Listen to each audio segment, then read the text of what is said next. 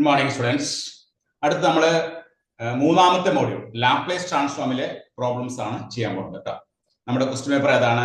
GYMAT101. GYMAT101 mathematics for electrical science 1 physical science 1. അതിന്റെ questions A പാർട്ടിലെ question ആണ്. Laplace എന്ന് ചോദിച്ചിരിക്കുന്ന first question, find Laplace transform of e⁻²t + 4t³ minus 2 sin 3t. 3 മാർക്കിന്റെ question ആയിട്ടാണ് university ചോദിച്ചിരിക്കുന്നത്. ഇത് എങ്ങനെ ചെയ്യണം നമുക്ക് നോക്കാം കേട്ടോ.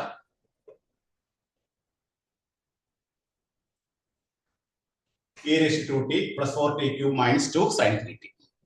ഈ പ്രോബ്ലം ചെയ്യാനായിട്ട് നമ്മൾ എന്ത് ചെയ്യണം? ലീനിയാരിറ്റി പ്രോപ്പർട്ടി അനുസരിച്ച് നമ്മൾ ഇതിനെ ഇങ്ങനെ എഴുതാം. Laplace transform of e⁻²t plus 4 into Laplace transform of t³ minus 2 into Laplace transform of sin 3t.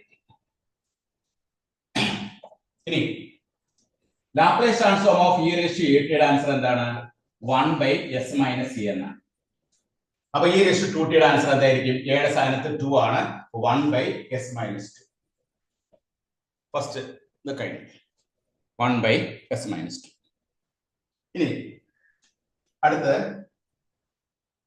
4 into t³. ഇവിടെ ഏത് ഫോർമുല കൊടുക്കണം? ലാപ്ലേസ് ട്രാൻസ്ഫോം ഓഫ് t⁻n എന്ന് പറഞ്ഞാൽ എന്താണ്? n factorial by s⁻n+1. ഇവിടെ n ന്റെ സ്ഥാനത്ത് 3 കൊടുത്താൽ നമുക്ക് എന്ത് കിട്ടും? 3 factorial. 4 into 3 factorial divided by s⁻⁴. 4 into 3 factorial divided by s⁻⁴ minus. ഇനി അടുത്ത question 2 into Laplace transform of sin 80 എന്താണ്? a/s² plus s². a/s² plus s². ഇവിടെ നമുക്ക് a യുടെ സ്ഥാനത്ത് 3 ആണ്. അപ്പൊ നമുക്ക് 3 divided by s² plus 9. That is 1/s - 2 plus ഇവിടെ 3 ഫാക്ടോറിയൽ എന്ന് പറഞ്ഞാൽ എത്രയാണ്? 6. അപ്പൊ 24 divided by s⁻⁴ minus 6 divided by s² plus 9. ഇതാണ് ഈ ക്വസ്റ്റിന്റെ ആൻസർ. എത്ര മാർക്കിന്റെ ആണത്? 3 മാർക്കിന്റെ ക്വസ്റ്റ്യൻ ആയിട്ട് ഈ കഴിഞ്ഞ യൂണിവേഴ്സിറ്റി പരീക്ഷയിൽ ചോദിച്ച ലാപ്ലേസ് ട്രാൻസ്ഫോം എന്ന മൂന്നാമത്തെ മോഡലിൽ നിന്ന് ചോദിച്ച ഫസ്റ്റ് ക്വസ്റ്റ്യൻ ആണ്. പാർട്ട് എ ക്വസ്റ്റ്യൻ ആണ് കേട്ടോ. അപ്പൊ ഈ ഒരു ക്വസ്റ്റ്യൻ നമുക്ക് ആൻസർ ചെയ്യണമെങ്കിൽ ലീനിയാരിറ്റി പ്രോപ്പർട്ടി അനുസരിച്ച് ഇതിനെ 3 ആയിട്ട് നമ്മൾ തരംതിരിച്ചു. Linearity property.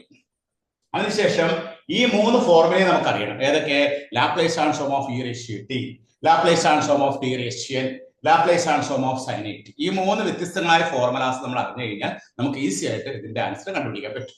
അപ്പോൾ നമ്മൾ ഫസ്റ്റ് കേസിൽ നമ്മൾ e⁻²t യുടെ കേസിൽ a യുടെ സ്ഥാനത്ത് നമ്മൾ 2 എടുക്കുമ്പോൾ 1/s - 2.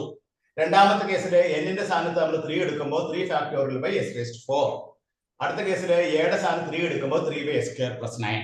അത് സിംപ്ലിഫൈ ചെയ്യുമ്പോൾ 1/s - 2 plus 24/s⁴ minus s/s² plus 9. അപ്പോൾ എല്ലാവരും നോട്ട് ചെയ്തെടുത്തോളൂ കേട്ടോ. നമുക്ക് അടുത്ത പ്രോബ്ലത്തിലേക്ക് കടക്കാം കേട്ടോ. നെക്സ്റ്റ് പ്രോബ്ലം പാർട്ട് എയിൽ തന്നെ രണ്ടാമത്തെ ക്വസ്റ്റ്യൻ.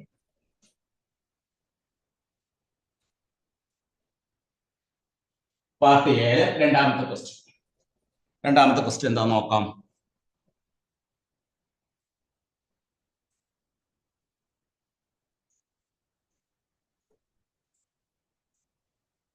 പാർട്ട് എയിലെ രണ്ടാമത്തെ ക്വസ്റ്റ്യൻ, അടുത്ത ലാപ്ലേസ് ട്രാൻസ്ഫോമിലെ അടുത്ത ക്വസ്റ്റ്യൻ ആണ്. Find L inverse. ആറാമത്തെ ക്വസ്റ്റ്യൻ, ഫൈൻഡ് L ഇൻവേഴ്സ് എന്താണ്? s² - 3s + 4. s² - 3s + 4 divided by s³. Part എയിലെ അടുത്ത ക്വസ്റ്റ്യൻ ആണ്. 3 മാർക്കിന്റെ ക്വസ്റ്റ്യൻ. 3 മാർക്ക്. അപ്പൊ ഇതിന്റെ ഇൻവേഴ്സ് ലാപ്ലേസ് ട്രാൻസ്ഫോം കണ്ടുപിടിക്കണം. ഈ ഫംഗ്ഷന്റെ s² - 3s + 4/s³ ന്റെ ഇൻവേഴ്സ് ലാപ്ലേസ് ട്രാൻസ്ഫോം കണ്ടുപിടിക്കണം. അപ്പൊ നമുക്കത് എങ്ങനെ ചെയ്ത് നോക്കാം കേട്ടോ. ഇത് ചെയ്യാനായിട്ട് നമ്മൾ ആദ്യം ചെയ്യേണ്ടത് this is equal to L inverse s² s³ എഴുതാം മൈനസ് 3s/s³ എഴുതാം പ്ലസ് 4/s³ എഴുതാം. എല്ലാത്തിനെയും നമ്മൾ തിരിച്ചു വെച്ചു. ഇനി നമ്മൾ എന്ത് ചെയ്യാം? L ഇൻവേഴ്സ് s² s³ എത്രയാണ്?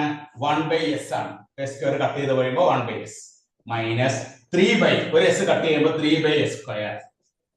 അവിടെ എന്താണ് 4/s². ഇനി നമുക്ക് ലീനിയാരിറ്റി പ്രോപ്പർട്ടി അനുസരിച്ച് ഇതിനെ മൂന്നായിട്ട് തിരിക്കാം. L inverse 1/s minus 3 into L inverse 1/s square plus 4 into L inverse 1/s². ഇങ്ങനെ നമ്മൾ മൂന്നായിട്ട് തിരിച്ചു. ഇനി നമ്മൾ ചെയ്യാൻ പോണത് എന്താണ്? നമ്മുടെ ഫോർമുല അവിടെ കൊടുക്കാൻ പോണത് L of t raised to n എന്ന് പറഞ്ഞാൽ എന്താണ്? n factorial by s raised to n plus 1. n factorial by s raised to n plus 1. First കേസില് L of t raised to n equal n factorial by s raised to n plus 1 ആണെങ്കിൽ L inverse n factorial by s raised to n plus 1 എന്തായിരിക്കും? t raised to n. അപ്പൊ L inverse 1/s raised to n plus 1 എന്തായിരിക്കും? t raised to n by n factorial. ഇനി n ന് നമ്മൾ n-1 കൊടുത്താൽ നമുക്ക് എന്ത് കിട്ടും? L inverse 1/s raised to n is equal to t raised to n-1 by n-1 factorial. ഇതാണ് നമ്മൾ ഉപയോഗിക്കേണ്ട ഫോർമുല. അപ്പൊ ഈ ഫോർമുല നമുക്ക് ആ സമയത്ത് ഇങ്ങനെ കണ്ടുപിടിച്ചാൽ മതി. ഇതൊന്നും ബൈഹാർട്ട് ആക്കേണ്ട ആവശ്യമില്ല. നമുക്ക് L of t raised to standard result നമുക്ക് അറിയാം. Laplace transform t raised to n എന്താണ്? n factorial by s raised to n plus 1 നമുക്ക് അറിയാം. അപ്പൊ നമുക്ക് L inverse n factorial by s raised to n plus 1 എന്തായിരിക്കും? t raised to n. ഇനി നമുക്ക് L inverse 1/s raised to n plus 1 എന്തായിരിക്കും? t raised to n by n factorial. ഇനി n ന് n-1 കൊടുത്തു കഴിയുമ്പോൾ ഇവിടെ വന്ന് ഒരു 1/s raised to n equal to t raised to n-1 by n-1 factorial. ഇനി ഫസ്റ്റ് L inverse 1/s. ഇവിടെ s ന്റെ പവർ എത്രയാണ്? s ന്റെ പവർ 1 ആണ്. അപ്പോൾ t raised to n-1. അപ്പോൾ t raised to 0 എന്ന് പറഞ്ഞാൽ 1 divided by താഴെ എന്താണ്? 1 minus 1 0 factorial. അപ്പോൾ ഫസ്റ്റ് ക്വസ്റ്റ്യന്റെ ആൻസർ L inverse 1 എന്നുള്ള എത്ര കിട്ടും? 1 എന്ന് കിട്ടും. First L inverse 1/s equal to 1. രണ്ടാമത്തിലേക്ക് കടക്കുമ്പോഴോ 3 into n ന് എന്ത് കൊടുക്കണം? 2 കൊടുക്കണം. 2 കൊടുക്കുമ്പോൾ t raised to 2 minus 1 അപ്പോൾ t വരും divided by n ന് എന്ത് കൊടുക്കണം? 2 minus 1 എന്ന് പറയുമ്പോൾ 1 factorial plus 4 into അടുത്ത കേസിൽ n ന് 3 കൊടുക്കാം. 3 കൊടുക്കുമ്പോൾ t square divided by താഴെ 3 minus 1 that is 2 factorial. That is നമ്മൾ സിംപ്ലിഫൈ ചെയ്യുമ്പോൾ നമുക്ക് എന്ത് കിട്ടും? 1 minus 3t by 1 factor 3t അല്ലേ? 1 minus 1 factorial എന്ന് പറഞ്ഞാൽ എത്രയാണ്? 1 minus 3t plus ഈ 4 ഉം 2 factorial എന്ന് പറഞ്ഞാൽ 2 factorial 2 ആണ്, വെട്ടിക്കളഞ്ഞപ്പോൾ 2 വരും plus 2t square. അപ്പോൾ നമുക്ക് കിട്ടുന്ന ആൻസർ എത്രയാണ്? 1 minus 3t plus 2t square ആണ് നമുക്ക് കിട്ടുന്ന ആൻസർ കേട്ടോ. അപ്പൊ ഈ ഒരു പ്രോബ്ലം വർക്ക്ഔട്ട് ചെയ്യണമെങ്കിൽ നമ്മൾ എന്താണ് ചെയ്തത്? ഈ ഒരു റിസൾട്ട് അറിഞ്ഞിരിക്കണം. ഏത്? L inverse 1/s raised to n എന്ന് പറഞ്ഞാൽ t raised to n-1 by n-1 factorial. ആ റിസൾട്ട് നിങ്ങൾ അറിഞ്ഞിരിക്കണം. അത് അറിഞ്ഞിരിക്കാനായിട്ട് ബൈഹാർട്ട് ആക്കണ്ട.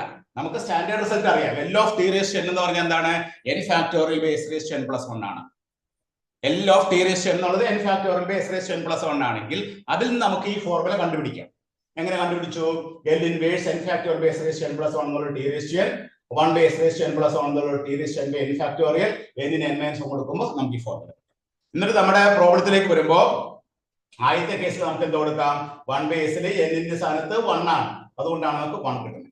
അല്ല t raised to n 1 minus 1 എന്ന് പറഞ്ഞാൽ എത്രയാ? 1 minus 1 എന്ന് പറഞ്ഞാൽ 0. അപ്പോൾ t raised to 0 എന്ന് പറഞ്ഞാൽ താഴെ നമുക്ക് 0 factorial 1 തന്നെ.